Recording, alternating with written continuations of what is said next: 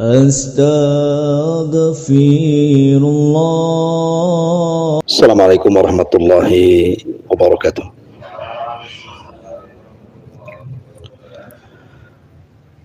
Alhamdulillah wassalatu wassalamu ala Rasulillah wa ala alihi wa sahbihi wa mawalah wa la haula wa la quwata illa billahi wa ba'du.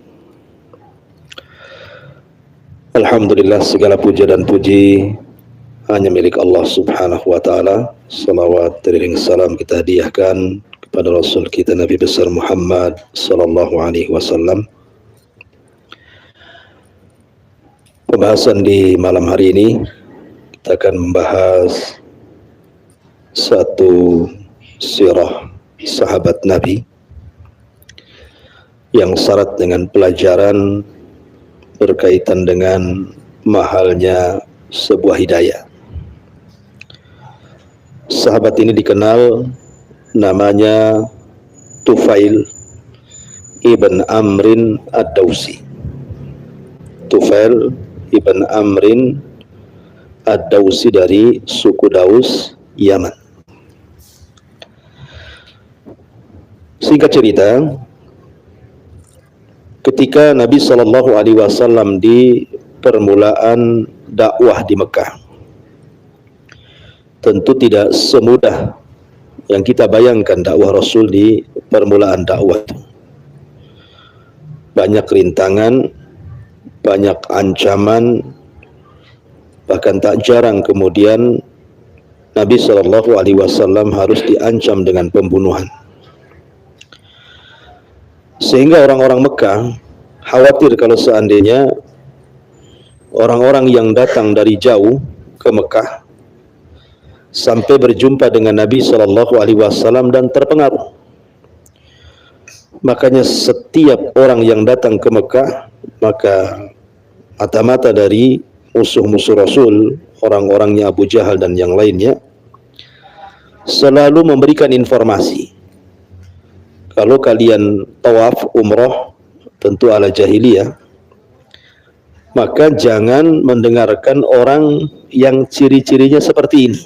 Maksudnya Nabi Sallallahu Alaihi Wasallam, karena dia seorang penyihir, bisa memisahkan antara suami dan istri, anak dan orang tua, dan begitu seterusnya.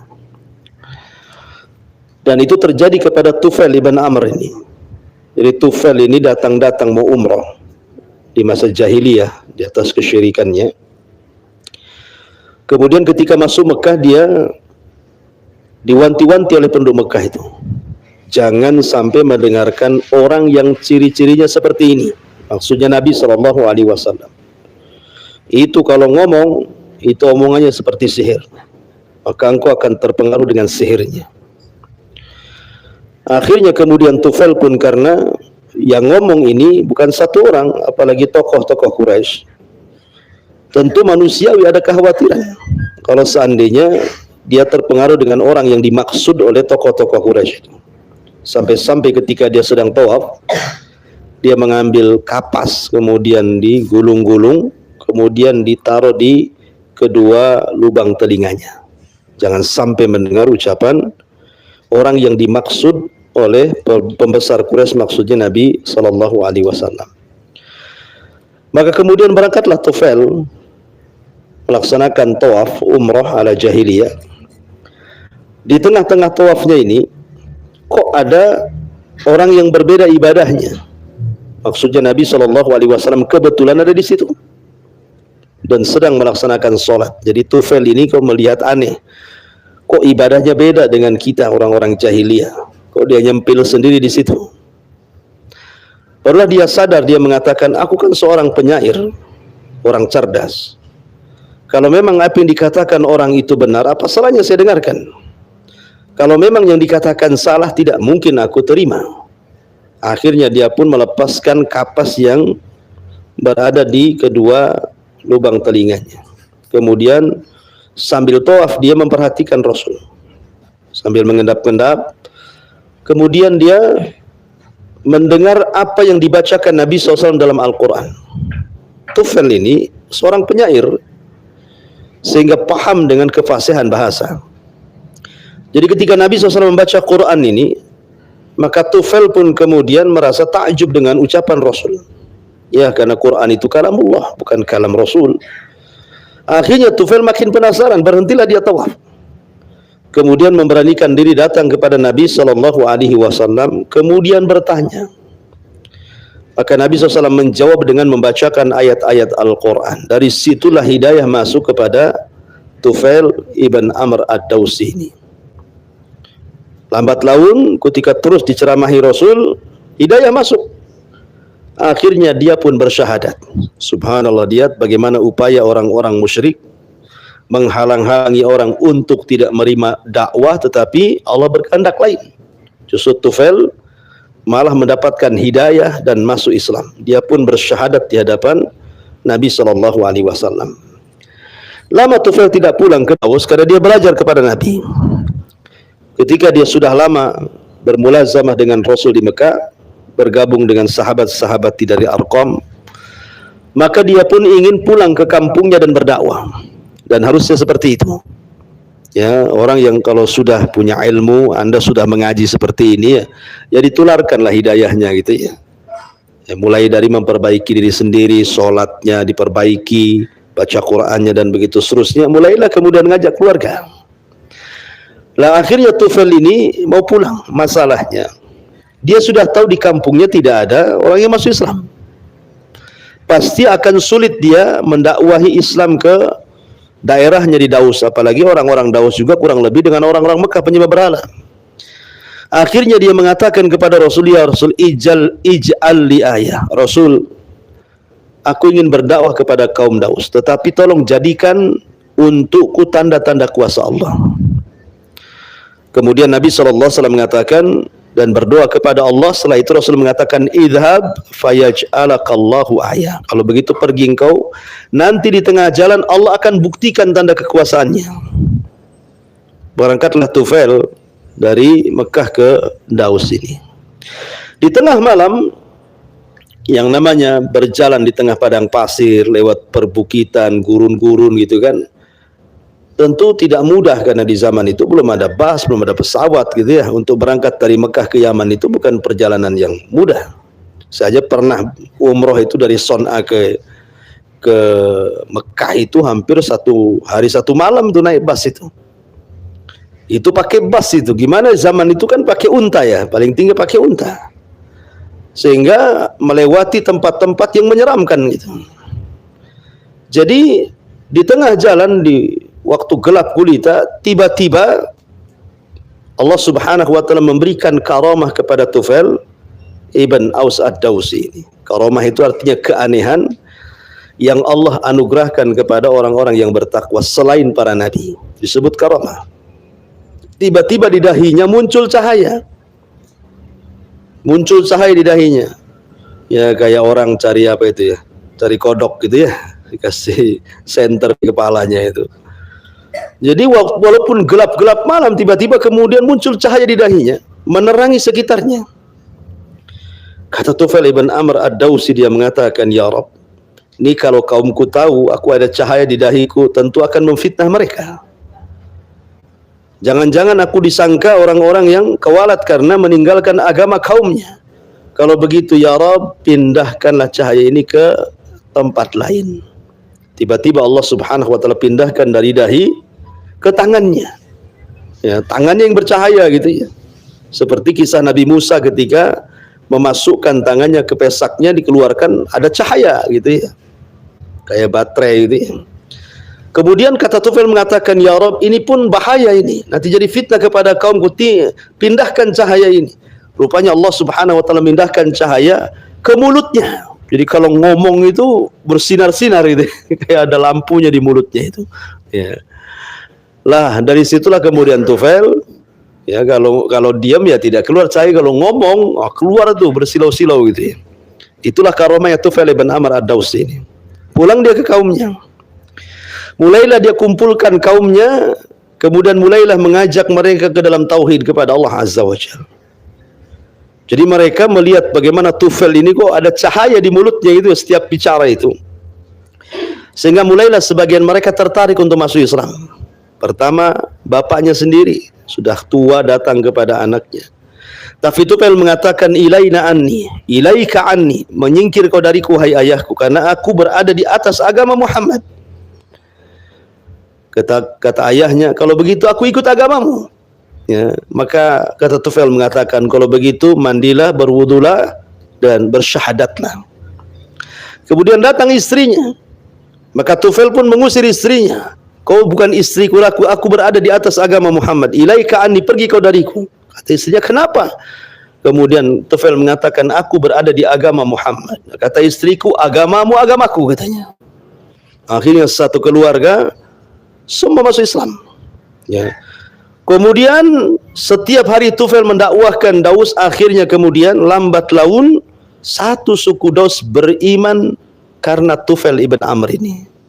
Dia memberikan hidayah kepada kaumnya, sehingga satu kaum itu masuk Islam karena dakwahnya Tufail ibn Amr ad-Dausi ini. Maka setelah dia mengislamkan suku Daus ini, artinya dia berdakwah di kampungnya gitu ya, dan berhasil mengislamkan suku Daus.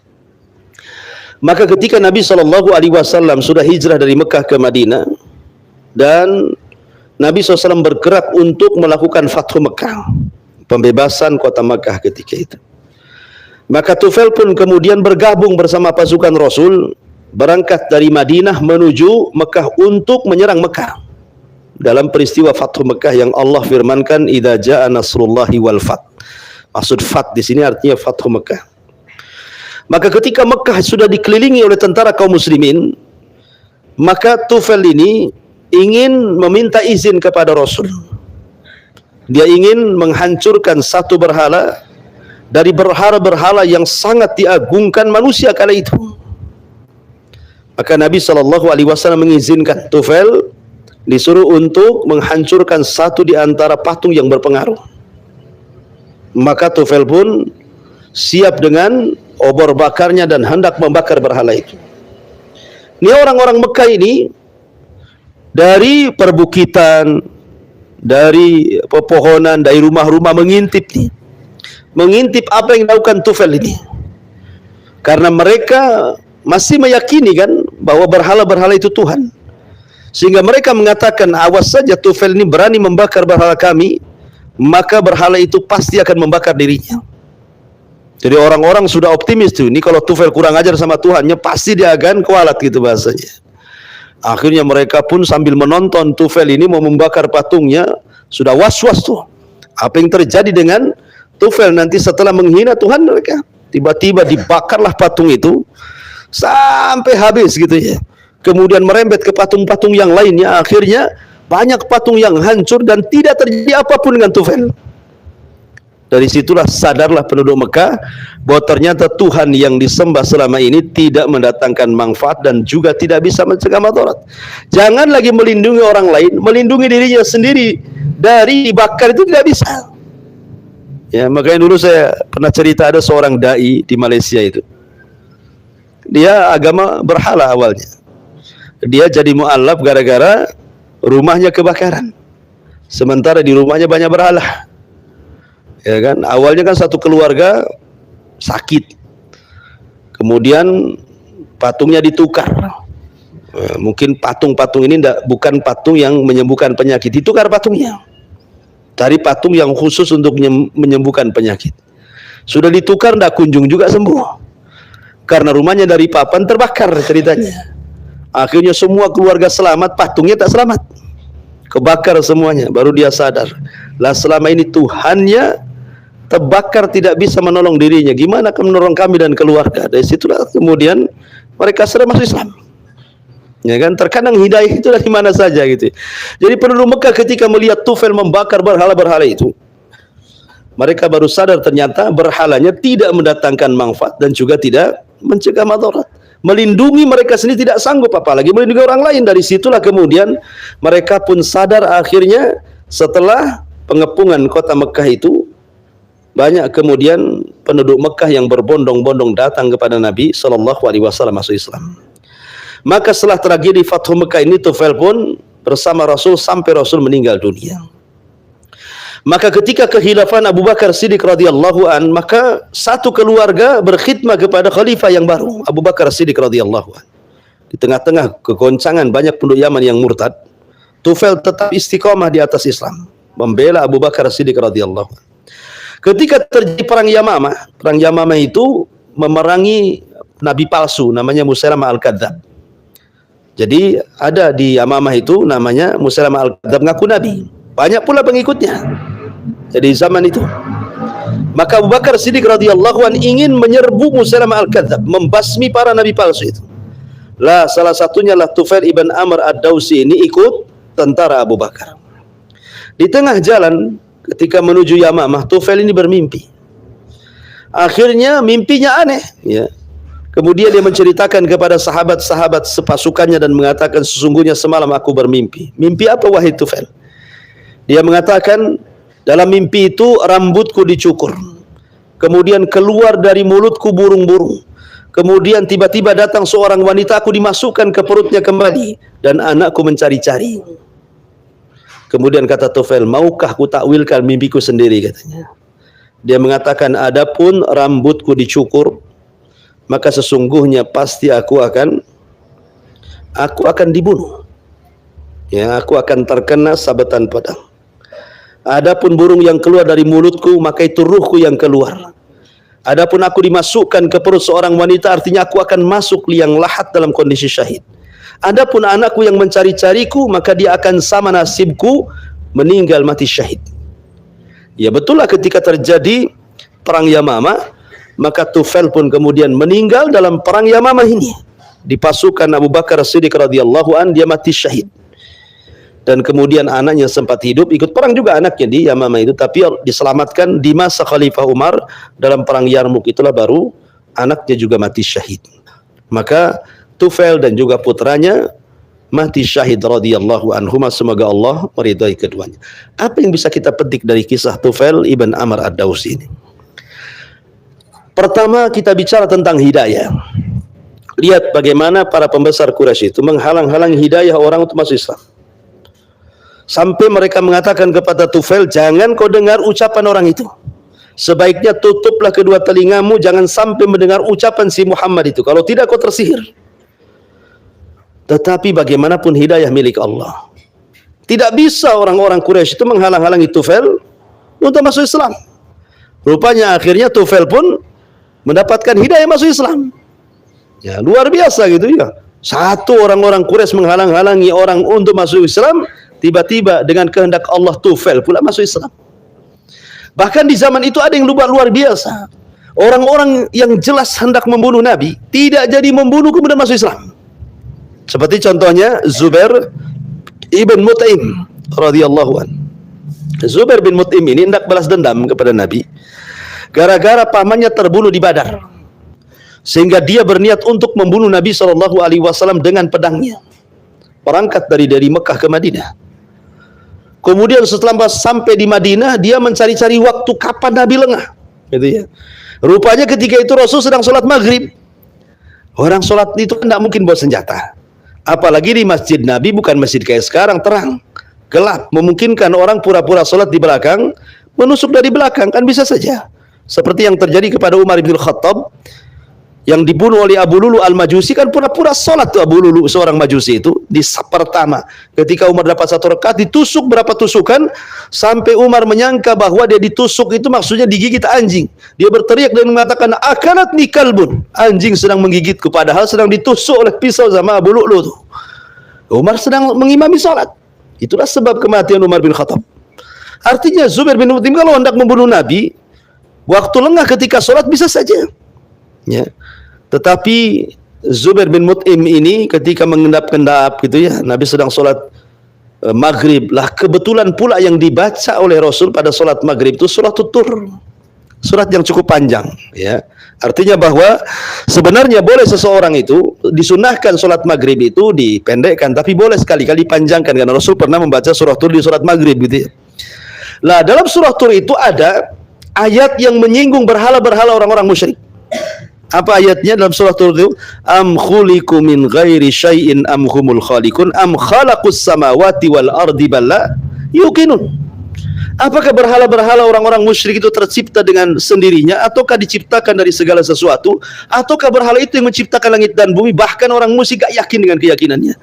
Lah ayat ini didengar oleh Tufail nih. Kemudian dia fikir betul juga gitu ya. Wah, berhala-berhala ini tidak benar. Dari situ dia sarungkan kembali pedangnya.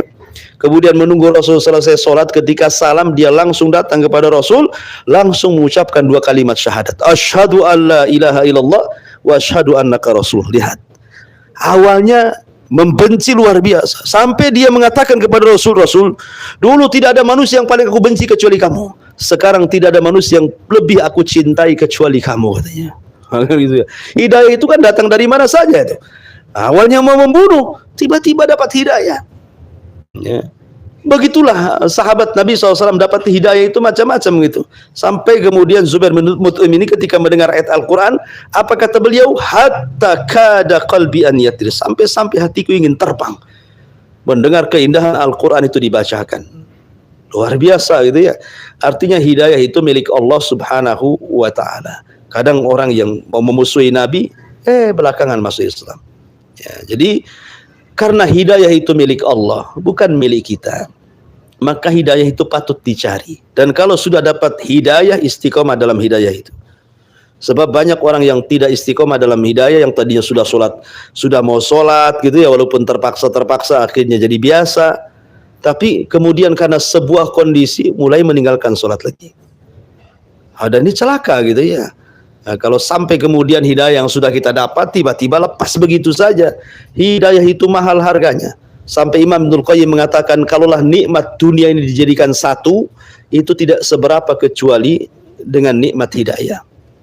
Semua kekayaan manusia dikumpulkan jadi satu. Kata Imam Ibnul Qayyim, itu belum seberapa dengan nikmat hidayah. Karena hidayah itu menyelamatkan kita dunia kita dan akhirat kita. Dan tidak ada sesuatu musibah yang paling besar yang ditimpakan Allah kepada manusia melebihi musibah kesesatan. Ya, kalau sesat itu udah celaka dunia akhirat. Ya, oleh karena itulah maka ambillah ibrah dari kisah Tufail ibn Amr ad-Dawsi ini.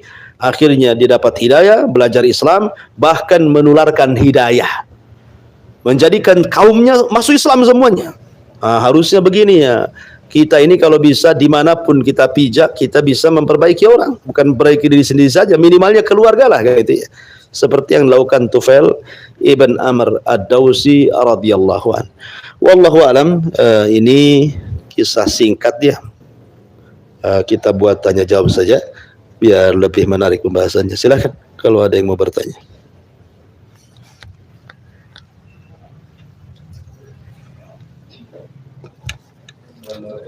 Waalaikumsalam.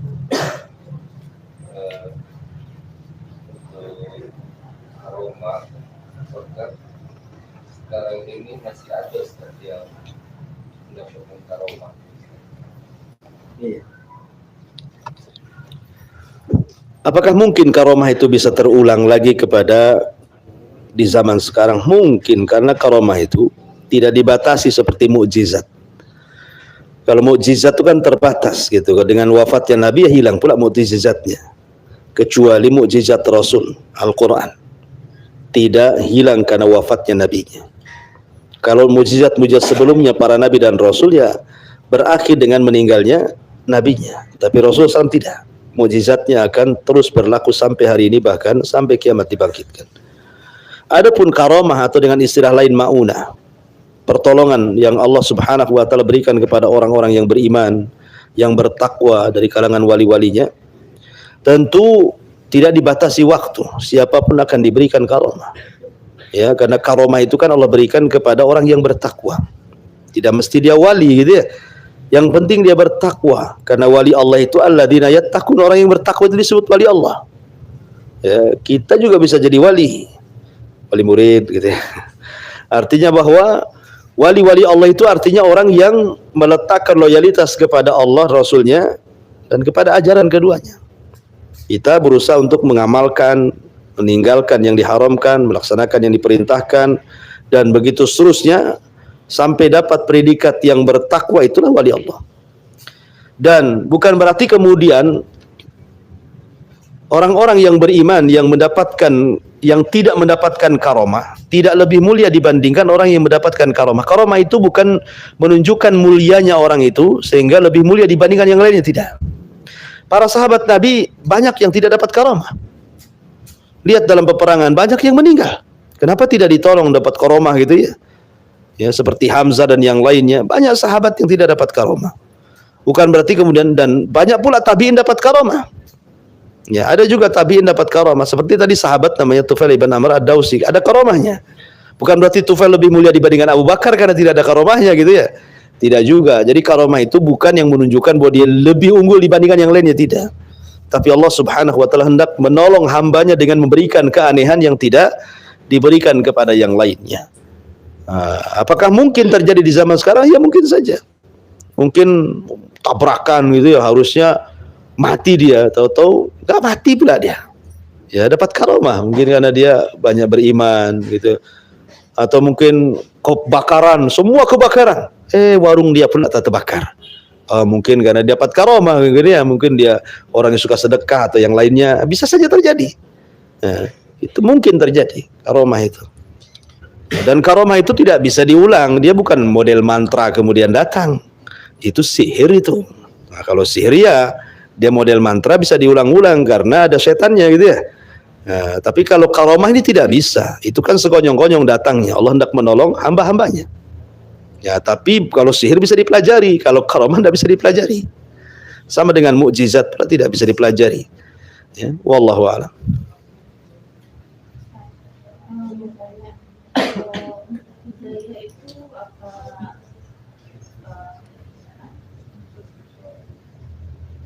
Hidayah itu berkaitan dengan takdir ya, soalnya dia ditakdirkan ada yang tidak ditakdirkan.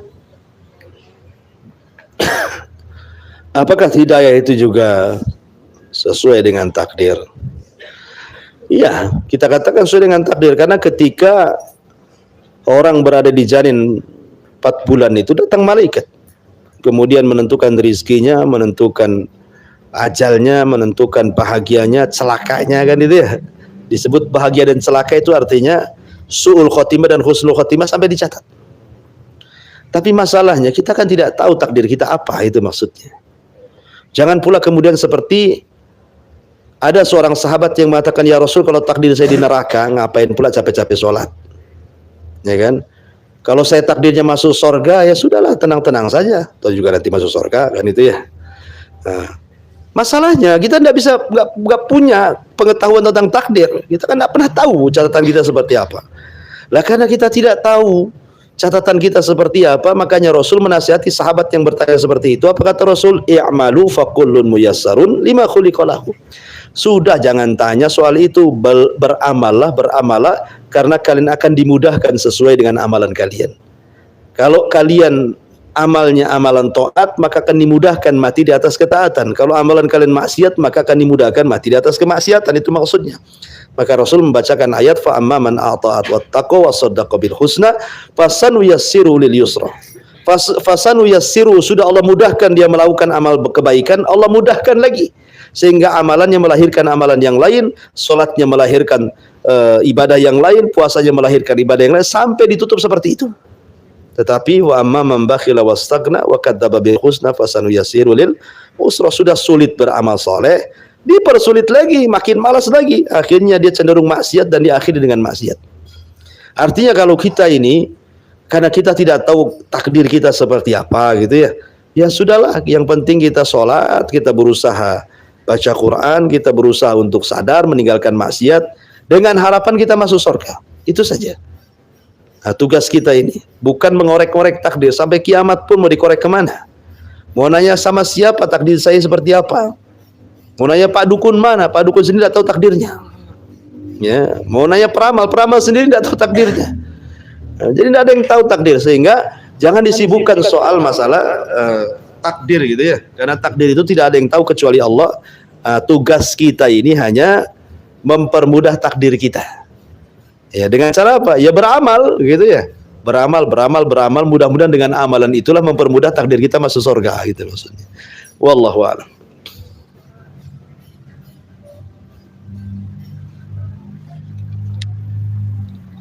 Tuh. Iya, karena tidak pertanyaan lagi, cuman saya ingatkan kepada antum, ini permulaan bulan Sya'ban, maka bulan Sya'ban ini bulan diangkatnya amalan, ya. Amalan kita ini sedang diangkat mulai pagi, siang, sore, malam, 1 bulan. Kalau sebelum bulan Sya'ban itu kan kalau amalan kita diangkat ya nunggu asar sama subuh baru diangkat ya. Nunggu mingguan, Senin dan Kamis. Tapi kalau Sya'ban ini 1 bulan diangkat amalan kita. Artinya pintu langit dibuka selama 1 bulan mengangkat amalan kita. Makanya bulan Sya'ban ini kata Nabi SAW, turfa'u fihil amal kita diangkat. Nabi SAW memperbanyak puasa di bulan Sya'ban itu. Ya, jadi kenapa Rasul memilih puasa? Karena amalan yang paling ikhlas itu adalah puasa. Yang kedua karena puasa itu sendiri adalah muqaddimah Ramadan. Karena aktivitas Ramadan itu kebanyakan ibadahnya puasa. Makanya Rasul itu di bulan Sya'ban sudah membiasakan puasa supaya ketika masuk Ramadan sudah terbiasa. Orang yang tidak pernah biasa puasa masuk Sya'ban udah kayak cacing kepanasan itu biasanya. Kaget semuanya kan. 1 tahun tidak puasa tiba-tiba puasa gitu. Apalagi sahurnya berapa piring tuh ya kan. Sehingga akhirnya ngantuk aja bawaannya kan. Nah, ngantuk aja tuh. Biasanya normalnya seminggu setelahnya. Tapi kalau seandainya diawali dengan puasa Sya'ban itu maksudnya coba biasakan Senin Kemis atau Ayyamul Bid atau puasa Daud ataupun mungkin punya utang tahun kemarin dibayar tahun ini gitu ya. Supaya dengan kebiasaan puasa itu jadi ketika masuk Ramadan biasa akhirnya. Makanya Rasul SAW mengatakan wa ana uhibbu an yurfa amali wa ana shaim. Saya suka kalau ketika amalanku diangkat aku sedang puasa. Ya. Kemudian yang kedua ulama menyebutnya syahrul qurra. Bulan Sya'ban ini bulan baca Quran. Supaya lancar baca Qurannya. Supaya ketika masuk Ramadan enggak pusing lagi nengok Quran. Karena sudah dilancarkan di Sya'ban. Yang kurang hafalannya sudah banyak hafalannya sehingga kalau sholat malam enggak pusing lagi. Enggak dibulak-balik saja qul ya ayyuhal kafirun itu ya. Nah, jadi karena sudah hafal itu ya.